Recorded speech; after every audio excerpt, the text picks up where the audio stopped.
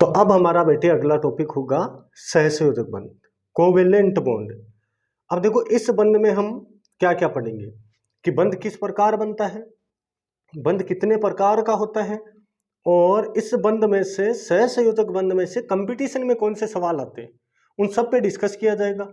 तो आराम से बिना किसी टेंशन के टॉपिक को देखिए, आराम से बोर्ड पे देखो और उसके बाद में उतारो। अगर थ्योरेटिकल चीजें हैं तो वो साथ साथ उतार ले। तो सबसे पहले तो हेडिंग डालते सहसंयोजक बंध, बेटे हेडिंग डाल लो साथ ही, सहसंयोजक बंध। इसको कोवेलेंट बॉन्ड भी कहते हैं, अंग्रेज लोग इसी बंध को क्या कहते हैं, कोवेलेंट बॉन्ड कहते हैं। ठीक है, इसी बंध का क्या नाम होता है, कोवेलेंट बॉन्ड होता है। अब देखो यह बंध बनता कैसे है बेटे, ये बंध हमेशा पहली बात तो इलेक्ट्रॉन की साझेदारी से बनता है, इलेक्ट्रॉन की साझेदारी से बनता है। पहला पॉइंट यही है इस बंध का। केवल की पॉइंट लिखेंगे हम कि ये मेन पॉइंट लिखेंगे। ये बंध कहाँ बनता है, इलेक्ट्रॉन की साझेदारी से। अब साझेदारी का मतलब क्या है, जैसे मान लो कोई चीज़ मेरे पास कम है और मेरे पड़ोसी के पास में है, काम चलाने के लिए है, तो वो कुछ समय के लिए मेरे को काम चलाने के लिए दे सकता है। तो इस चीज़ को यहाँ क्या कहेंगे हम, साझेदारी कहेंगे। और साझेदारी होगी किसके बीच, तो ये बंध हमेशा दो गैसीय परमाणुओं के बीच में बनता है। तो अगला पॉइंट होगा ये बंध हमेशा दो गैसों के मध्य बनता है। बंध हमेशा दो गैसों के बीच में बनता है। दो गैसों के बीच में इलेक्ट्रॉनों की क्या होती है, साझेदारी होती है। अब वो गैस से देख लेते हैं जो इंपॉर्टेंट है। तो गैसों में हमें ध्यान रखना है hydrogen, carbon, nitrogen, oxygen, halogen और सल्फर। और हेलोजनों में कौन कौन आ जाएंगे, फ्लोरीन, क्लोरीन, ब्रोमीन और आयोडीन। देखो ये बताया हुआ है ना, इनमें से आयोडीन होता है वो कौन सी अवस्था में होता है, ठोस अवस्था में। ब्रोमीन होता है वो कौन सी अवस्था में होता है, द्रव अवस्था में, ये द्रव हेलोजन है। और ये दोनों ऊपर वाले कौन सी अवस्था में होते हैं, फ्लोरीन और क्लोरीन गैसीय फॉर्म में होते हैं। इतना तो हमारा सीखा हुआ है, ये तो पिछले टॉपिक में हो भी गया था, अब एक बार के लिए लिख दिया। अब देखो इलेक्ट्रॉन की शेयरिंग कैसे होगी, बंध हमेशा दो गैसों के बीच में बनेगा। और ये रही हमारे सामने गैसें, इनमें से कोई दो गैसें उठा लेते हैं। जैसे मैं कहूँ क्लोरीन और क्लोरीन की अगर बॉन्डिंग करवाए, किसकी, Cl2 का निर्माण करें। अगर हमें कहे कि Cl2 का निर्माण किस प्रकार हुआ है, ठीक है, तो Cl2 का मतलब क्या है, दो क्लोरीन। तो दोनों ही क्लोरीन क्या होती है, गैस है, तो दोनों गैसें हैं, तो दोनों गैसों को लिख लेते हैं, ये क्लोरीन और ये क्लोरीन। अब यहाँ देखो होता क्या है, वो दूसरे कलर की चौक थी ना, हाँ अभी वो दिखाना पड़ेगा ना इलेक्ट्रॉन।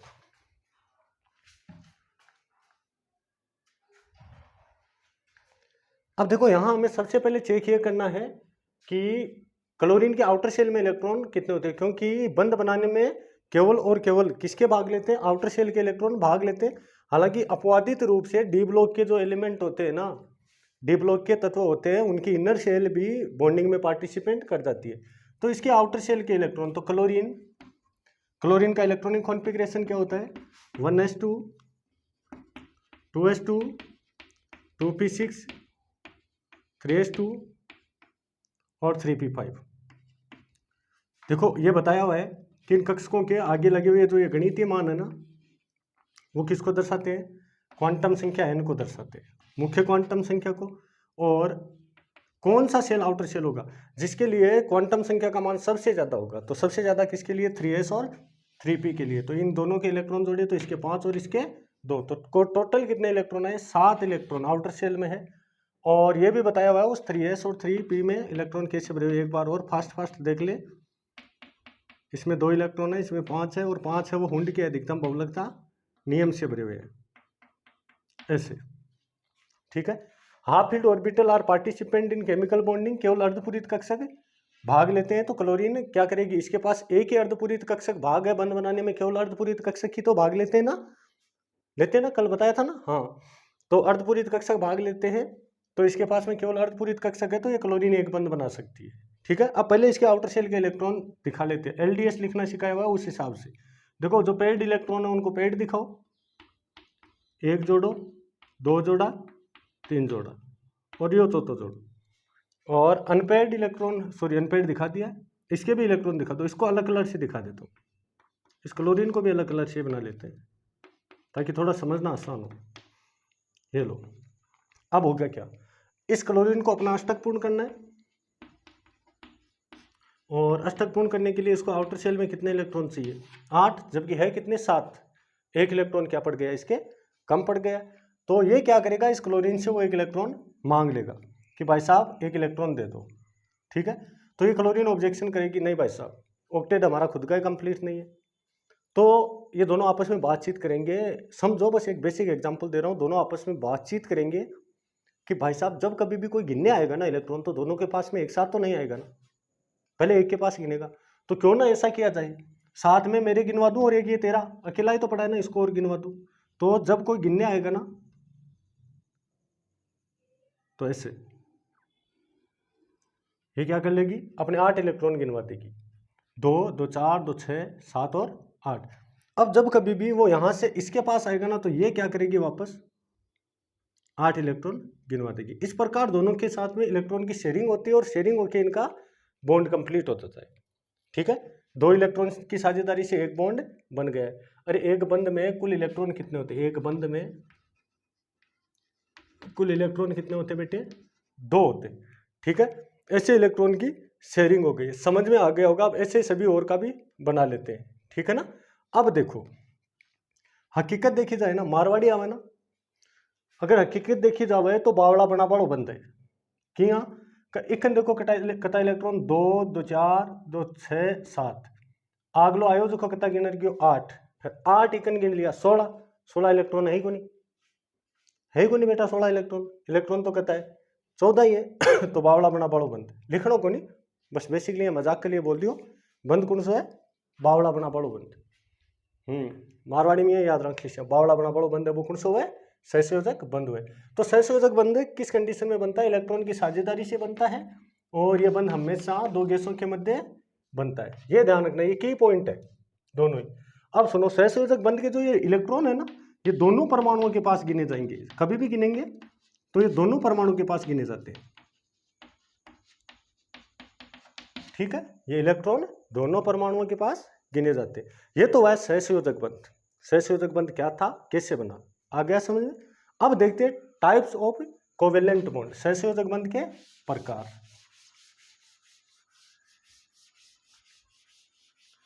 थ्योरी में लास्ट में लिखवा दूंगा, नहीं तो नोट्स की कॉपी करवा लेना, है ना। फास्ट फास्ट देख लो थोड़ा टॉपिक को। अब देखो सहसंयोजक बंध के प्रकार।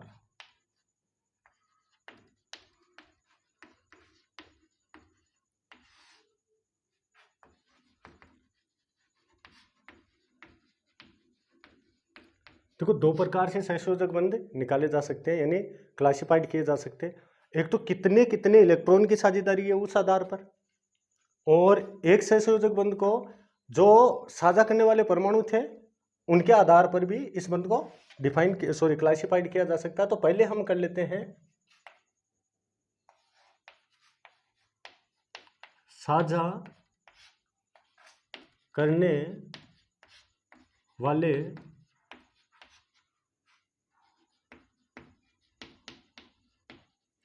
परमाणुओं के आधार पर, यानी साजित परमाणुओं के आधार पर, एक ही बात है वो।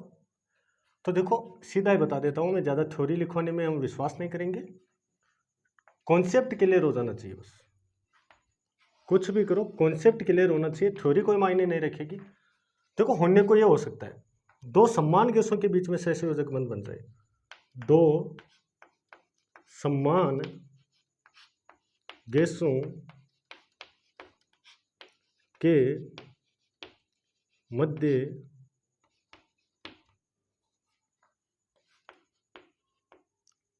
सहसंयोजक बंध उपस्थित हो तो ये हो सकता है। जैसे समझे, दो समान गैसों का मतलब क्या है? जैसे ऑक्सीजन का ऑक्सीजन के साथ में इलेक्ट्रॉन की शेयरिंग हो सकती है, हाइड्रोजन की हाइड्रोजन के साथ हो सकती है, क्लोरीन की क्लोरीन के साथ हो सकती है, फ्लोरीन की फ्लोरीन के साथ हो सकती है, नाइट्रोजन की नाइट्रोजन के साथ हो सकती है। तो अगर इस प्रकार से कोई बंध बना हुआ हो ना, तो उस बंध को क्या कहते हैं? समद्विपरमाणविक सहसंयोजक बंध। समद्विपरमाणविक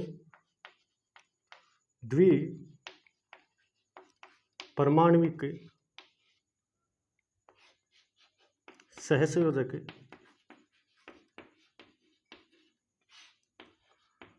बंध।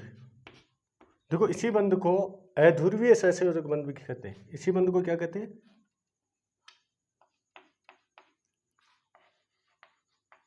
अभी बताएंगे क्यों कहते हैं अध्रुवीय। अध्रुवीय सहसंयोजक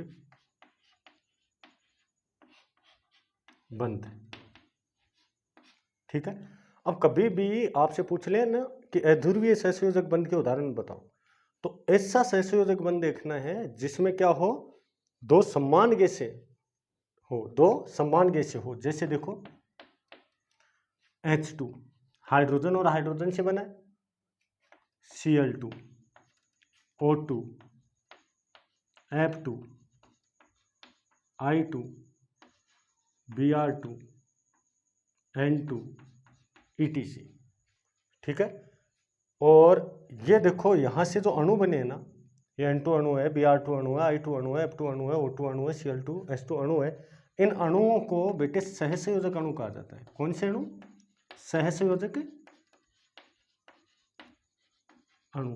अरे ये मुंह लटका के क्यों बैठे हो? समझ में तो आ रही है ना? हाँ, तो इन अणुओं को क्या कहा जाता है? सहसंयोजक अणु। तो देखो, जब दो समान गैसों के मध्य सहसंयोजक बंध उपस्थित हो तो उस बंध को समद्विपरमाणविक सहसंयोजक बंध कहते हैं, या उसी बंध को क्या कहते हैं? अध्रुवीय सहसंयोजक बंध। देखो, किताबों में ज्यादा ये लिखा होता है, अध्रुवीय सहसंयोजक बंध। वो आपको नॉलेज के लिए बताया, क्योंकि समान दो परमाणुओं के बीच में बंध है, इसलिए उसका नाम हो गया समद्विपरमाणविक सहसंयोजक बंध। अब देखो, यहाँ क्या है कि ये बंध अध्रुवीय क्यों हुआ? तो बेटे यहाँ देखो थोड़ा, हाइड्रोजन का बॉन्ड है हाइड्रोजन के साथ, इलेक्ट्रोनेगेटिविटी पढ़ी है ना, पीछे हमने पढ़ी थी ना विद्युत ऋणता। विद्युत ऋणता क्या थी? सहसंयोजक बंध में उपस्थित बंध के परमाणुओं को किसी एक परमाणु द्वारा अपनी ओर आकर्षित करने की क्षमता या ताकत क्या होती है? इलेक्ट्रोनेगेटिविटी होती है। लेकिन जब दो समान परमाणुओं के बीच में सहसंयोजक बंध होता है ना, तो वहां इलेक्ट्रोनेगेटिविटी उत्पन्न ही नहीं होती है। क्यों? क्योंकि दोनों परमाणुओं का आकार समान होता है, इसलिए बंध के इलेक्ट्रॉनों को कोई भी परमाणु नहीं खींचता है। और ये भी करेंगे आगे कि जब सहसंयोजक बंध का वापस विदलन होता है ना, ठीक है, तो क्या बनता है वो आगे करेंगे, टॉपिक फंस जाएगा नहीं तो इसमें, ठीक है। अब देखो, इलेक्ट्रोनेगेटिविटी दोनों की इक्वल है, ना तो यह हाइड्रोजन बंध खींचेगा ना यह हाइड्रोजन, तो ना तो इस पर कोई चार्ज आ रहा है और ना कोई इस पर, तो कंपाउंड का क्या नहीं हो रहा? ध्रुवीकरण नहीं हो रहा है, इसलिए इस बंध को कौन सा बंध कहा गया है? अध्रुवीय। दूसरा होता है, दो असमान गैसों के बीच में हो सकता है, जब दो असमान गैसों के मध्य सहसंयोजक बंध उपस्थित हो, यह भी हो सकता है, ठीक है। तो उस कंडीशन में बंध को विषम परमाणविक सहसंयोजक बंध कहेंगे। कौन सा कहेंगे? विषम परमाणविक सहसंयोजक बंध। विषम परमाणविक सहसंयोजक बंध। और बेटे, इस कंडीशन में बना हुआ बंध हमेशा ध्रुवीय होता है। कौन सा होता है? ध्रुवीय। तो इस बंध का दूसरा नाम भी होता है ध्रुवीय सहसंयोजक बंध। इस बंध का दूसरा नाम भी होता है ध्रुवीय सहसंयोजक बंध। और अब इसके एग्जाम्पल देखते हैं, फिर देखते हैं कि इसको क्यों ध्रुवीय कहा गया है। जैसे HCl, दो अलग अलग परमाणु है, H अलग परमाणु है, Cl अलग है, जैसे HBr, जैसे HI, जैसे H2O, जैसे SO2, ये ठीक है ना। इनमें से देखो किसी एक को उठा लेते हैं, जैसे इसी को उठा लेते हैं HCl को। यहाँ देखो इसमें क्या है, क्लोरीन की इलेक्ट्रोनेगेटिविटी आई है। अब अगर यूट्यूब पे कोई भी मित्र देख रहा है, ऑनलाइन अगर क्लास को देख रहा है, तो उनके लिए एक संदेश ये है कि इलेक्ट्रोनेगेटिविटी एक प्लेलिस्ट बनी हुई है, बेसिक कॉन्सेप्ट ऑफ केमिस्ट्री, उसमें इलेक्ट्रोनेगेटिविटी एक टॉपिक है, तो उसको सर्च करके पहले उसको देख ले, ताकि आपको ये नॉलेज हो जाए कि इनमें से इलेक्ट्रोनेगेटिविटी हाई क्लोरीन की है। क्योंकि जिस परमाणु का आकार छोटा होता है ना, जिस परमाणु का आकार छोटा होता है उसकी विद्युत ऋणता ज़्यादा होती है, ठीक है, और हाइड्रोजन की इलेक्ट्रोनेगेटिविटी क्या है, कम है। तो हो क्या रहा है, जो यहाँ बंद के इलेक्ट्रॉन है ना दोनों, उनको अधिक विद्युत ऋणता वाला परमाणु अपनी ओर खींच रहा है, जिसके कारण उस पर पार्शल नेगेटिव आ रहा है और दूसरे पर पार्शल पॉजिटिव आ रहा है। इससे क्या हो जाएगा, बंद में दो ध्रुव उत्पन्न हो गए, एक धन ध्रुव उत्पन्न हो गया और एक ऋण ध्रुव उत्पन्न हो गया, अर्थात कंपाउंड का ध्रुवीकरण हो गया। कंपाउंड का क्या हो गया बेटे, ध्रुवीकरण हो गया। इसलिए इस बंद को कौन सा बंद कहा जाता है, ध्रुवीय सहसंयोजक बंद कहा जाता है। आया समझ में। ये अलग अलग गैसों के बीच में होता है, तो किसी एक गैस का तो आकार छोटा होगा, वो बंद के इलेक्ट्रॉनों को अपनी ओर खींचेगी, खींचने के कारण उस पर आंशिक नेगेटिव पार्शल नेगेटिव चार्ज उत्पन्न होगा, जबकि जो पड़ोस वाली है जिससे इलेक्ट्रॉन दूर गया उस पर आंशिक धनावेश उत्पन्न हो जाएगा। इसको ज़्यादा डिटेल में समझाने की आवश्यकता है नहीं, ये पीछे पड़ा हुआ टॉपिक है। इससे हुआ क्या, बंद ध्रुवीय हो गया, और इस क्रिया को क्या कहते हैं, ध्रुवीकरण कहते हैं। और इसी कारण से इसको कौन सा बंद कहा गया, ध्रुवीय सहसंयोजक बंद। चलो अब देखो, ये तो हुआ है साझा करने वाले इलेक्ट्रॉनों वो परमाणुओं के आधार पर। तो दो ही प्रकार का होता है, या तो होता है अध्रुवीय सहसंयोजक बंध या होता है ध्रुवीय सहसंयोजक बंध। अब देखो ज़्यादा से ज़्यादा यहाँ से क्या कंपटीशन में आ सकता है, आपसे पूछ सकता है निम्नलिखित में से ध्रुवीय और अध्रुवीय अणुओं को पहचानिए। हालांकि देखो ध्रुवीय और अध्रुवीय को एग्जैक्टली बताने के लिए तो टॉपिक होता है डायपोल मूवमेंट, डायपोल मूवमेंट, द्विध्रुव आघूर्ण। तो अगर किसी बच्चे को यहाँ को दिक्कत क्रिएट होती भी है, तो डायपोल मूवमेंट में कंपाउंडों को हम ध्रुवीय और अध्रुवीय एग्जैक्टली करना सीख लेंगे। बड़ा अच्छा टॉपिक होता है जो आगे आ जाएगा, ठीक है। तो यहाँ से दो प्रकार के ध्रुवीय और अध्रुवीय। नेक्स्ट देखते हैं,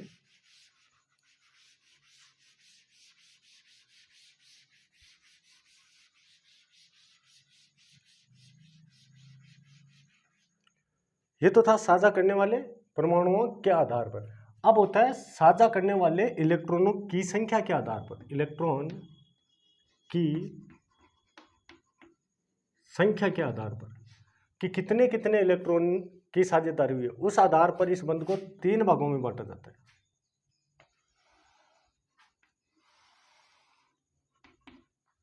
कितने भागों में, 3 भागों में। देखो हो सकता है एक एक इलेक्ट्रॉन की साझेदारी हो, जब एक एक इलेक्ट्रॉन की साझेदारी हो,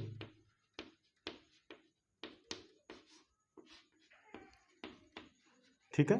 तो उस कंडीशन में बंध को बेटे कहा जाता है एकल बंध, एकल बंध। देखो इसको पहले एग्जांपल से समझो, फिर बताता हूँ इस बंध में टोटल इलेक्ट्रॉन कितने, 2 इलेक्ट्रॉन है इसमें, वो कैसे, कुल इलेक्ट्रॉन कितने इस बंध में, 2 इलेक्ट्रॉन।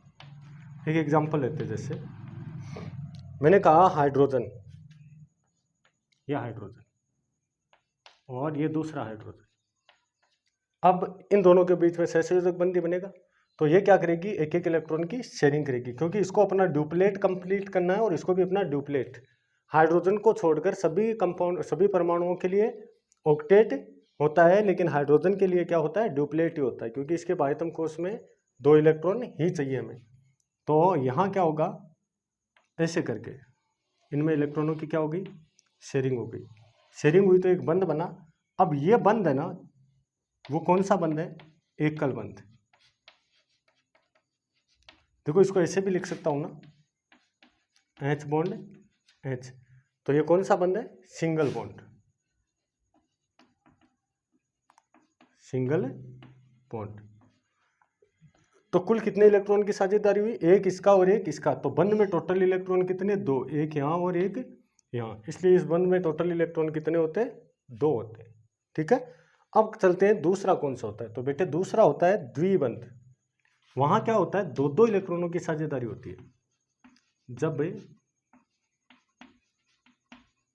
2-2 इलेक्ट्रॉन की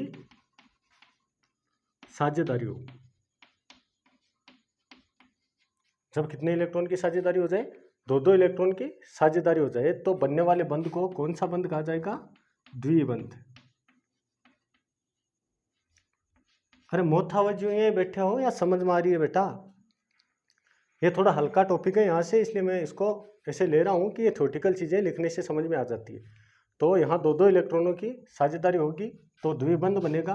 तो देखो एक एक इलेक्ट्रॉन की साझेदारी होने पर बंध में टोटल इलेक्ट्रॉन 2 थे, तो 2-2 के होने पर कितने हो जाएंगे? 4, 2 अपने और 2 सामने वाले के। तो कुल इलेक्ट्रॉन कितने होते हैं बंध में? 4। जैसे एग्जाम्पल देखते हैं, देखो ऑक्सीजन का ऑक्सीजन के साथ बंध। अब इसमें हुआ क्या है? ये ऑक्सीजन था, ये इसके आउटर शेल में 6 इलेक्ट्रॉन थे। अब इसके पास में 2 इलेक्ट्रॉन अनपेयर्ड होते हैं। इलेक्ट्रॉनिक कॉन्फ़िगरेशन से ये सिखाया हुआ है, इसके पास में 2 इलेक्ट्रॉन क्या होते हैं? अनपेयर्ड होते हैं। ठीक है, और दूसरा ऑक्सीजन यहाँ ले लेते हैं, उसके पास भी भारी कोश में इलेक्ट्रॉन तो 6 ही है, लेकिन उसके भी 2 इलेक्ट्रॉन क्या होते हैं? अनपेयर्ड होते हैं। अब देखो उसको ऑक्टेट कंप्लीट करने के लिए कितने इलेक्ट्रॉन? 6 खुद के, 2 चाहिए, तो ये 2 इलेक्ट्रॉन की साझेदारी कर लेता है, इससे आपस में 2-2 इलेक्ट्रॉन की साझेदारी कर लेते हैं, और इस प्रकार किसका निर्माण हो जाता है? O2 का निर्माण हो जाता है। ठीक है, और आगे होता है त्रिबंध, यानी 3-3 इलेक्ट्रॉनों की साझेदारी। जब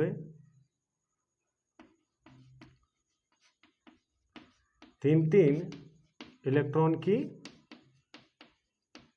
साझेदारी हो। अरे ये कैमरा सही लगा हुआ है क्या? ये चेक कर लो, क्योंकि यूट्यूब वालों को दिक्कत हो जाएगी ना। ये दिख रहा है क्या? हाँ दिख रहा है, थोड़ी लाइट तो आ रही है उधर, लेकिन फिर भी दिख रहा है। ठीक है, तो ये जब 3-3 इलेक्ट्रॉन की क्या हो जाती है? साझेदारी हो जाती है, तो इस कंडीशन में इस बंध को क्या कहा जाता है? त्रिबंध। क्या कहा जाता है? त्रिबंध। ठीक है, और त्रिबंध में कुल इलेक्ट्रॉन कितने होते हैं? 6 इलेक्ट्रॉन होते हैं। जैसे N2 का निर्माण, यहाँ ऊपर लिख रहा हूँ एग्जाम्पल, क्योंकि वहाँ थोड़े जो ऑनलाइन क्लासेस देखेंगे ना उनको दिक्कत होगी, वहाँ थोड़ी सी बोर्ड के उस हिस्से में लाइट आ रही है। ठीक है, तो यहाँ देख लेते हैं, इधर देखो, अब नहीं आएगी शायद, अब शायद दिख जाएगा वहाँ से। तो देखो नाइट्रोजन होता है उसके बाहरी कोश में, और इस नाइट्रोजन के 2 नाइट्रोजन लिए, तो इसके बाहरी कोश में 5 इलेक्ट्रॉन होते हैं। नाइट्रोजन के बाहरी कोश में कितने इलेक्ट्रॉन होते हैं बेटे? 5 होते कि नहीं होते? होते हैं सर, सर ही बोल रहे हैं खुद, बस बच्चा तो बावड़ा है सामने बैठे जगह, है ना। देखो यहाँ से इसको ऑक्टेट कंप्लीट करने सही है, बावड़ा है बच्चा, यूट्यूब वाले नहीं, ये जो मेरे सामने बैठे ना अभी, तब बावड़ा है। ठीक है ना, तो यहाँ से क्या होता है? इसके आउटर शेल में 5 इलेक्ट्रॉन होते हैं, और इसके आउटर शेल में भी कितने इलेक्ट्रॉन होते हैं? 5 इलेक्ट्रॉन होते हैं। इसको ऑक्टेट कंप्लीट करने के लिए 3 इलेक्ट्रॉन चाहिए, इसको भी 3 चाहिए, तो ये 3-3 इलेक्ट्रॉन की शेयरिंग कर लेंगे, क्योंकि इनके पास 3-3 अनपेयर्ड इलेक्ट्रॉन है। तो यहाँ देखो बंध कितने बने? 1, 2 और 3, टोटल इलेक्ट्रॉन कितने हुए? 6। यही बात लिख रखी। ठीक है, तो इस बंध को कौन सा बंध कहा जाता है? त्रिबंध। ये तो हुआ इसका थ्योरेटिकल मैटर। अब है ना, अभी तक तो जो भी कोई मजाक में भी अगर टॉपिक को ले रखा है तो कोई बड़ी दिक्कत होने वाली है नहीं, कॉपी में लिखा हुआ मिलेगा तो भी याद हो जाएगा। अब आगे से ध्यान रखो, कंपटीशन यहां से ज्यादा अब आगे से पूछा जाएगा। कंपटीशन में क्या आएगा वो चेक करते हैं। तो नेक्स्ट हेडिंग जो हमारी होगी ना, उसी में से कंपटीशन में क्वेश्चन आते हैं। सहसंयोजक बंधों के उदाहरण या सहसंयोजक अणुओं के उदाहरण। रुसिया न कर मेरी जान सजना, एक दिन छड़ जाना है जहान सजना। इधर देखो, सहसंयोजक अणुओं के उदाहरण। सहसंयोजक अणुओं के उदाहरण, और इसको लगा लो बेटे MTS, इसको लगा लो MTS, मुझे तुम्हें सीखना है, या फिर AMBL, टॉपिक को कहो आंखों में बसा लूंगा, सांसों में बसा लूंगा, ठीक है ना। MTS बहुत ज़्यादा इंपॉर्टेंट टॉपिक है, कंपटीशन में यहीं से MCQ बनते हैं, यहीं से MCQ बनते हैं। कंपटीशन में जितने भी सवाल उठते हैं सहसंयोजक बंध में से, वो यहीं से उठते हैं। तो पहला है गैसीय सहसंयोजक अणु कौन से होते हैं? गैसीय सहसंयोजक, इसको अच्छे से याद कर लेना, गैसीय सहसंयोजक अणु कौन कौन से होते हैं। तो देखो, एक तो हेलोजनों में गैस थी हमारे पास में, दो गैस थी हेलोजनों में, फ्लोरीन और क्लोरीन। तो अगर F2 बना और Cl2 बना तो दोनों के दोनों गैसीय फॉर्म में। एक हमने सुन रखा है HCl गैस, हाइड्रोक्लोरिक अम्ल होता है ना, वो गैसीय फॉर्म में भी होता है। और देखो, इसको तो मैं हाईलाइट कर देता हूँ क्योंकि इसी के बारे में ज़्यादा पूछा जाएगा, क्योंकि ये कंफ्यूज करेगा, ठीक है। जैसे SO2 गैस, SO2, ठीक है। तो गैसीय जो पॉपुलर है वो लिख रहे हैं, बस गैसीय में ये शामिल हो जाएंगे। अब आते हैं ठोस सहसंयोजक अणुओं में। ठोस सहसंयोजक अणु, इनको बड़ा ध्यान से देखना है। देखो बेटे, एक तो हमारे पास में हेलोजनों में होती है, अगर आपको पता हो तो पता होना चाहिए, ब्रोमीन कौन सी, सॉरी हाँ, ठोसन आयोडीन, आयोडीन कौन सी फॉर्म में होता है? ठोस फॉर्म में होता है। तो एक तो इसका एग्जाम्पल हो जाएगा आयोडीन, ठीक है। दूसरा इसका एग्जाम्पल हो जाएगा हीरा। तीसरा हो जाएगा ग्रेफाइट। चौथा हो जाएगा बेटे इसका सिलिकॉन कार्बाइड, जो बहुत ज्यादा पॉपुलर है, वो लिख रहे हैं सिलिकॉन कार्बाइड। अन्य भी होते हैं, लेकिन जो सबसे ज्यादा कंपटीशन में पूछे जाते हैं। सिलिकॉन कार्बाइड का फॉर्मूला क्या होता है बताओ, देखिए अणुसूत्र क्या होता है, SiC। और एक होती है बेटे सिलिका,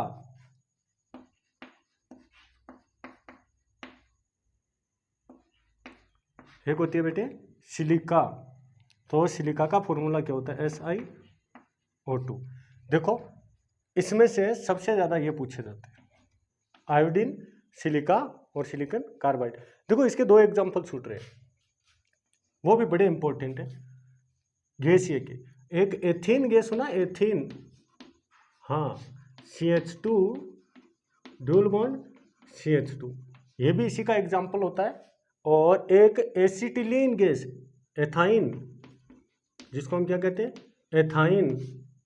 भाई साहब, इसको ध्यान रखना है, इसका दूसरा नाम होता है, पॉपुलर नाम होता है एसिटिलीन गैस, एसिटिलीन गैस, याद रखना है, माइंड में घुसा लो इसको। एथाइन का दूसरा नाम क्या होता है, एसिटिलीन गैस भी होता है। और इसका अणुसूत्र क्या होता है, CH ट्रिपल बॉन्ड CH। ये ऑर्गेनिक केमिस्ट्री में पढ़ेंगे कि कैसे CH ट्रिपल बॉन्ड CH, दोनों ही ऑर्गेनिक कंपाउंड है। तो एथीन और एथाइन भी गैसीय सहसंयोजक अणुओं का उदाहरण होते हैं। और अब नंबर 3, लास्ट में बचते हैं हमारे पास में द्रव्य।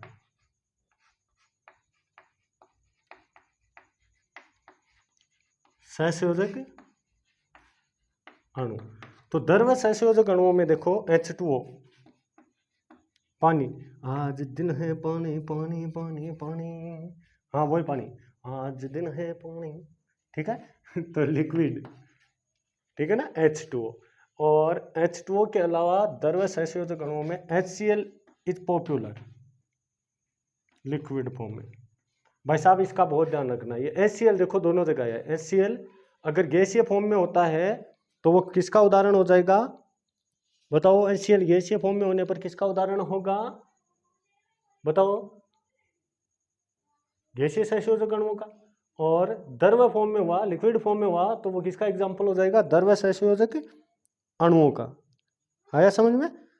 और इसके अलावा कौन से बच गए, एक देखो CCl4, एक कार्बन टेट्राक्लोराइड CCl4, ये भी CCl4, और एक हेलोजन भी तो होता है ना लिक्विड फॉर्म में, ब्रोमीन, तो ब्रोमीन।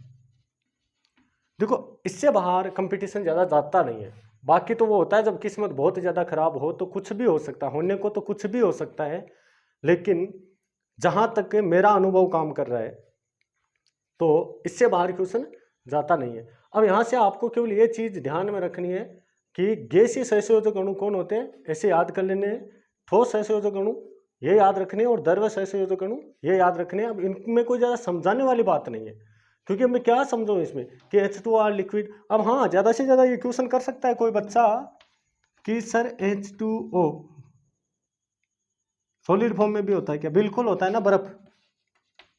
तो ये कॉमन सेंस की बात है। अगर सॉलिड लगा के अगला दे देता है कि H2OS, H2O के आगे कोष्टक में लगा हुआ छोटा सा चिन्ह छोटो सो कहाँ लगे हुए एस, तो उसको हम कौन सा कह देंगे, ठोस में ले लेंगे। तब इसको किस में ले लेंगे, ठोस में ले लेंगे। बाकी तो ये कौन सी फॉर्म में होता है, लिक्विड फॉर्म में ही होता है। अब देखो बाकी तो दुनिया तो बोलने को ये भी बोल देगी, दुनिया का तो काम है बोलना, वो तो ये भी बोल देगी कि भाई साहब जब ये जल वाष्पित हो जाता है तब तो ये गैसीय फॉर्म में है ना।